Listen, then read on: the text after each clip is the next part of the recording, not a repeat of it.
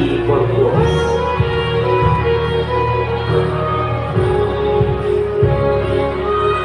She is a daughter of has a vehicle and Rimar Alfonso.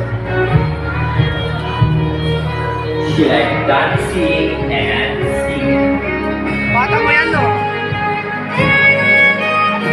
Her ambition in life is to become a teacher someday.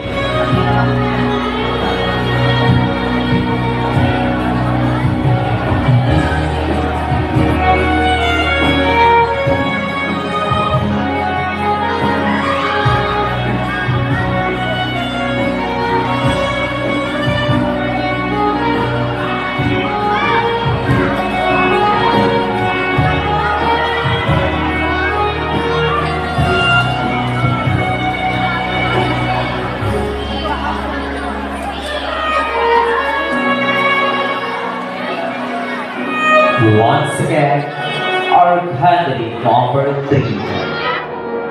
Candidate number 4 is Sophie Kiara Bisaki from